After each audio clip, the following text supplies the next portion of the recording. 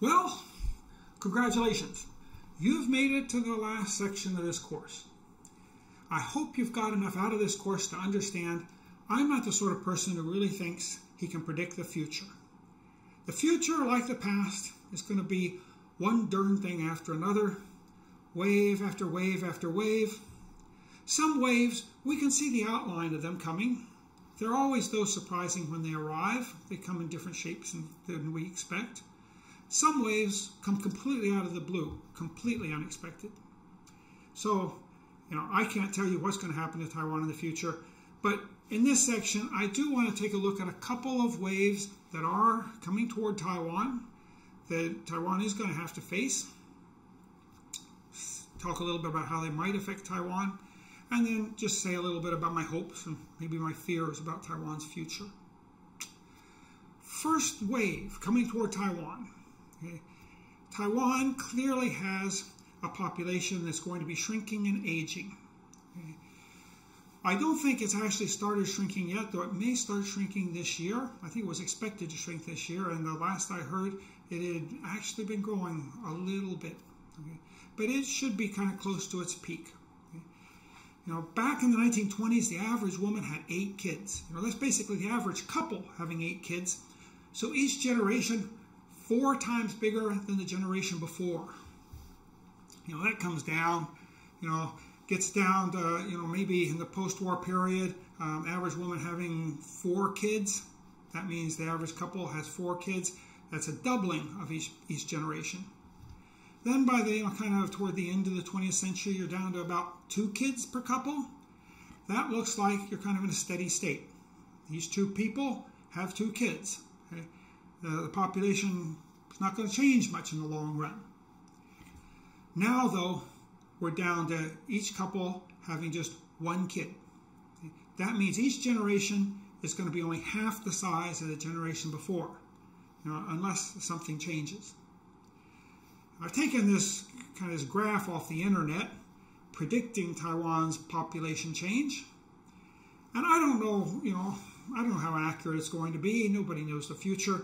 But this kind of tells you what some people kind of predict, looking at the statistics and trying to make some general assumptions on, how the future unfolds.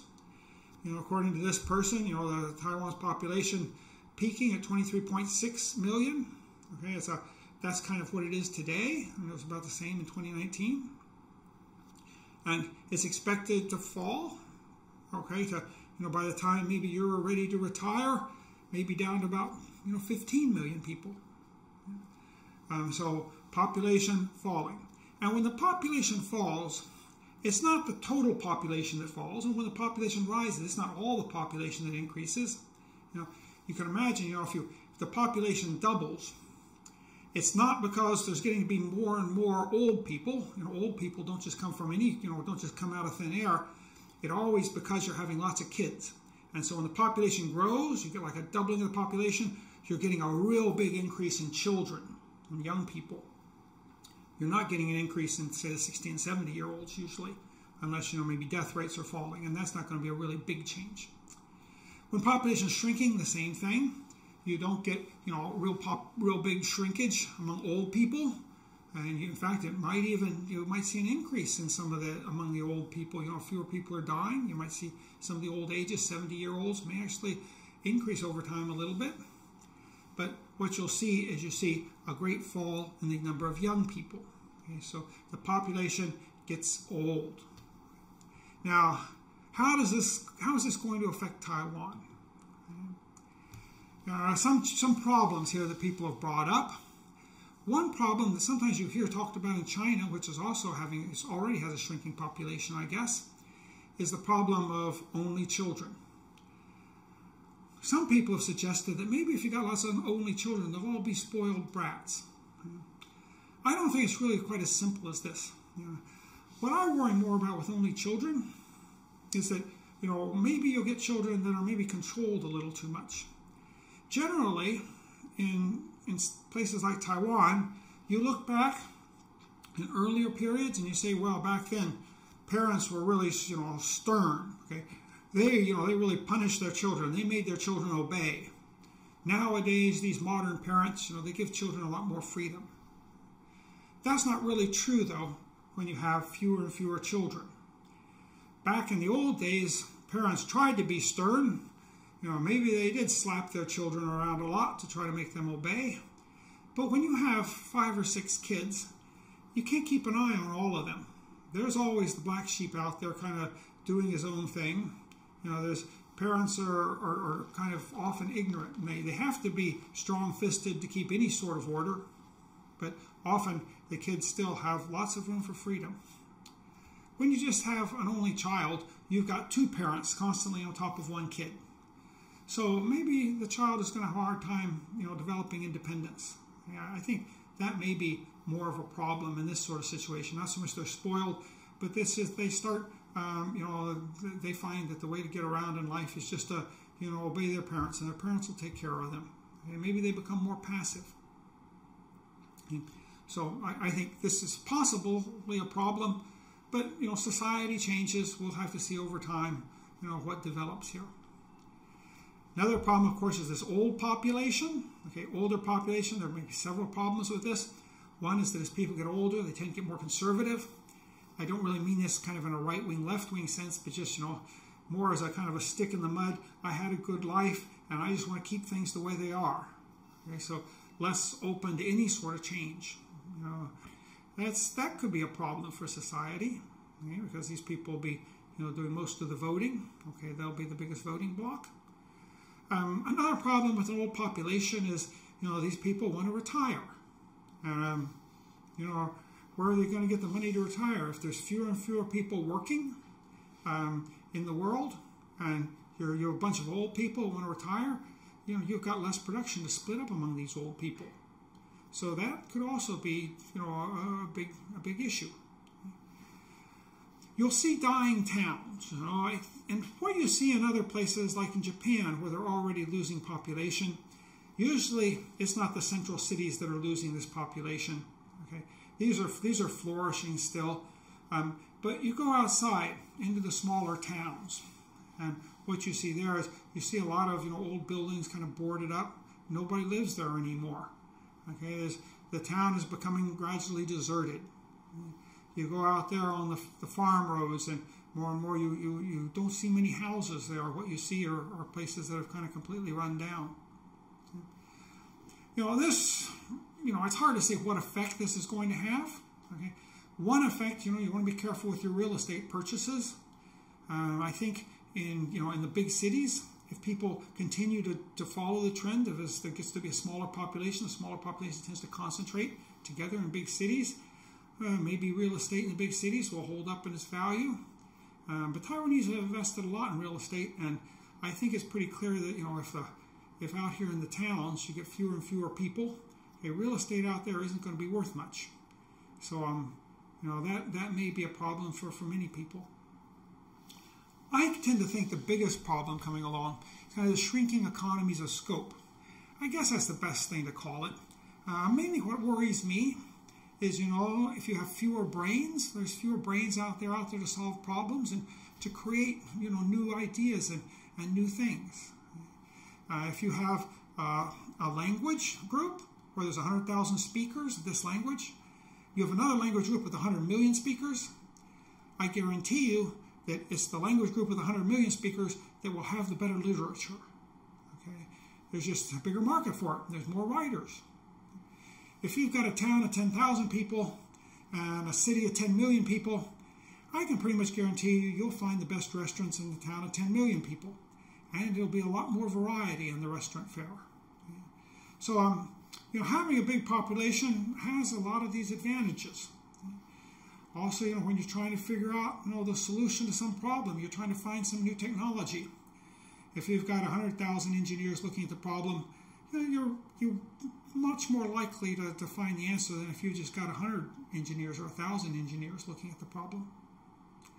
So population, again, can be very good because the more people there are, the more brains there are. It's kind of ironic that back in the early days of human history, when we were more of an agricultural society, then big population may have been a problem because we were very much, concentrated on agriculture and natural resources were really the key to survival.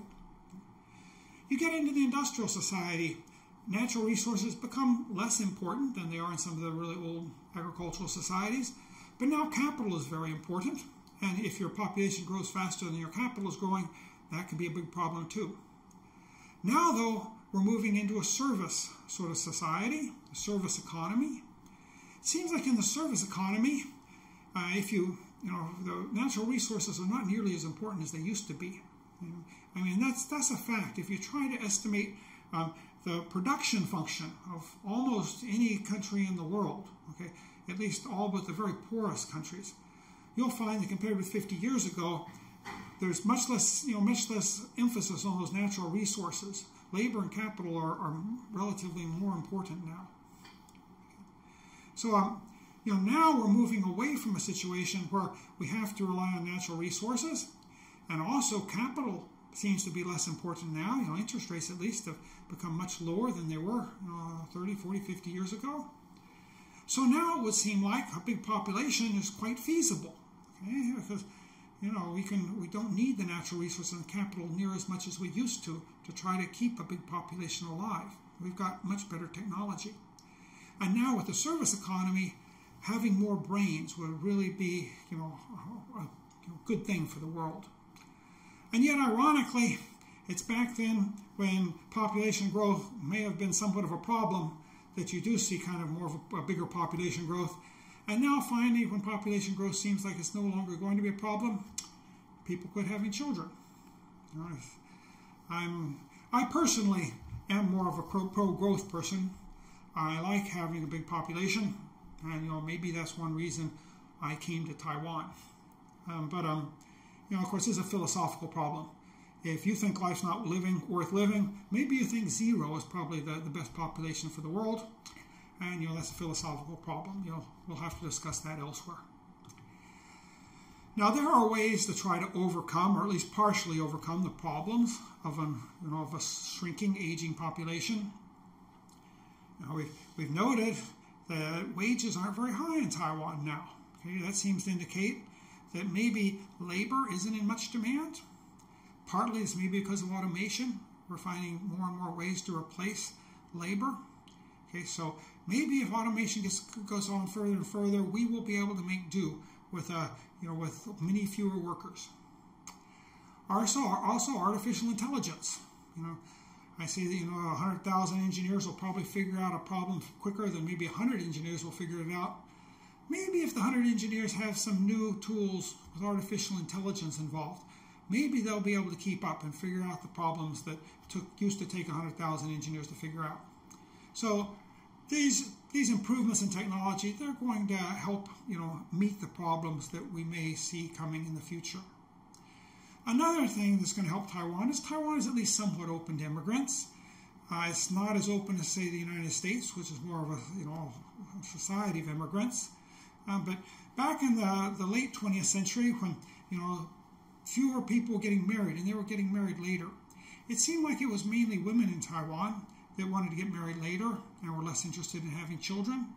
And so what happened is you had a lot of Taiwanese men going out and getting foreign brides and bringing them into the country.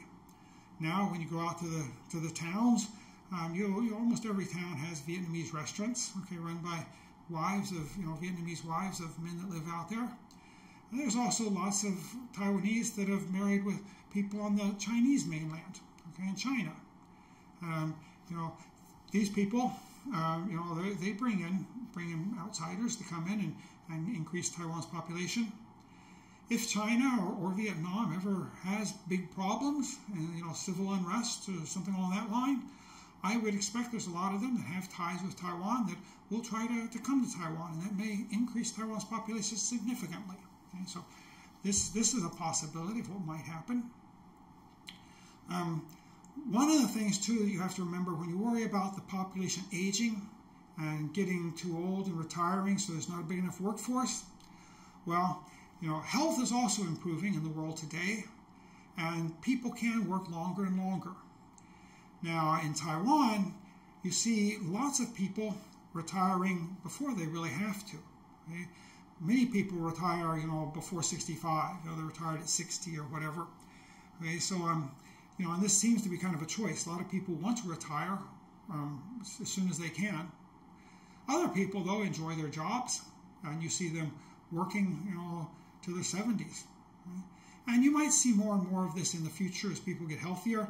Okay? People will make the choice to keep on working, and this will help keep the economy going. Another thing is that Taiwan has this very high saving rate. Some of the saving is going into real estate, and as I say, that might be a problem.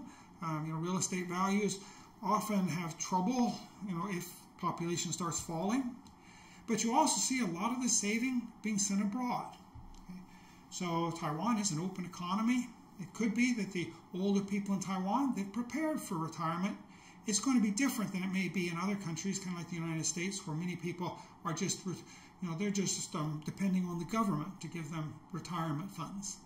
In the United States, people really worry that, the government's retirement fund, Social Security, okay, they may run out of money. It's going to become a bigger and bigger burden on the economy. Okay? Even pension funds are going to have a hard time keeping up with all the extra people retiring. Okay? Well, if the Taiwanese people are saving, and the saving is a way that they're going to allow them to retire on their own, they may avoid some of the big problems that you will see in these other parts of the world. Because when you're relying on the government for your retirement, really you're relying on the contemporary taxpayers for your retirement. And if the taxpayers are becoming fewer and fewer and the retirees are becoming more and more, there's just not enough money and production to go around. Okay? Taiwan maybe though can stay afloat for longer. There's also, with fewer people, there may be more investment in human capital per person. This is kind of the quality-quantity trade-off. Okay, Gary Becker, a famous Nobel Prize-winning economist, likes to talk about this. People may be having fewer kids because they want to put more investment into each kid. Okay?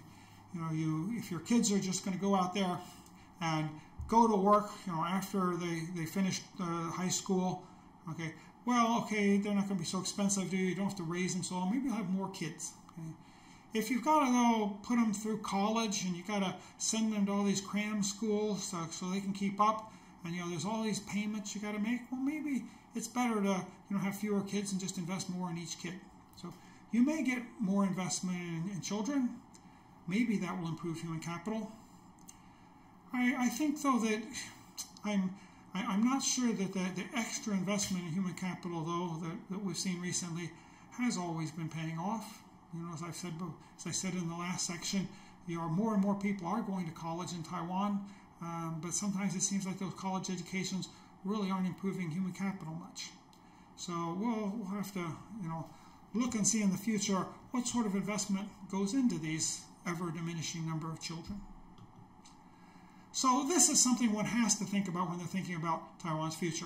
Now this is something one has to think about when you're thinking about the future of the world, okay? Because everywhere in the world now the number of children per person is falling, and really Africa and maybe India are the only places where you're still above, above two children per woman. Most places are already below that. And so most places will see a shrinking population. But Taiwan is down already to one person. Maybe this year it might even be less than one child per woman. Okay? That's really one of the lowest birth rates in the world. And so Taiwan may be in the forefront as far as this problem is concerned. The second problem, also an opportunity too, but something very important to Taiwan, is China. Okay? And this is equally important. I'm not going to say as much about it because I'm not a political scientist, nor am I a military expert. Okay? Up until now, China and Taiwan, they've been somewhat in a Cold War, but they've also had many relationships that could be considered symbiotic. In many ways, Taiwan and China are complementary. So you hope that can continue in the future, that both sides can work together, both sides can get something out of this relationship. But, the sounds coming out of China now are getting less and less friendly. You know, as I give this lecture, in the back of my mind is always the thought that maybe by the time you're listening to this lecture, you know, maybe Taiwan will have already lost its independence. Taiwan might already be a colony again. Okay, so we can't see what the future here is going to bring. Taiwan has been through regime changes before. You know, when the Japanese took over, when the KMT took over, okay, and Taiwanese are survivors. Okay, they managed to get through these periods, and the economy and society made a comeback. Okay, but these regime change periods are always bloody, okay, and they're always disruptive. I think the one thing I would say about this sort of regime changes, you know, the destruction maybe in physical infrastructure, seems to me, from an economic point of view, that's the easiest thing to overcome. Okay, sometimes you can live with that. Okay? What you really worry about, though, is the loss of of human capital and the weakening of institutions. And I think the human capital and the institutions in Taiwan, at least in my mind, are clearly superior to what we see in China today. So this is a big problem confronting Taiwan.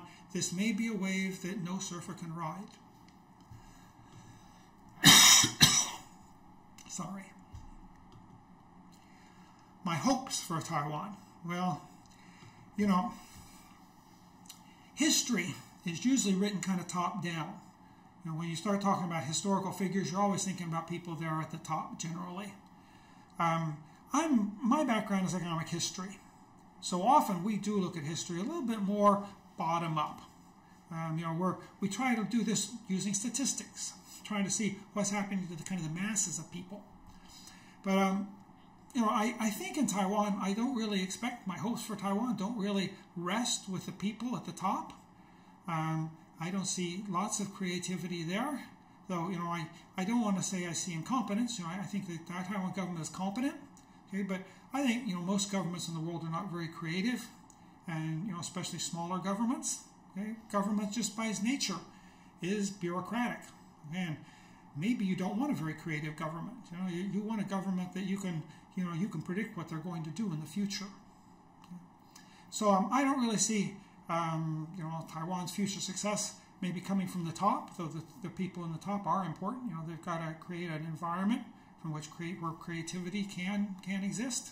Okay, if we get changes that are going to meet these meet the challenges ahead, you could think of it coming bottom up. Though maybe people at the very bottom are just kind of struggling to survive. Okay, just to get along. Maybe the best place to look is more at the middle. Hope that the changes are going to come from the middle up.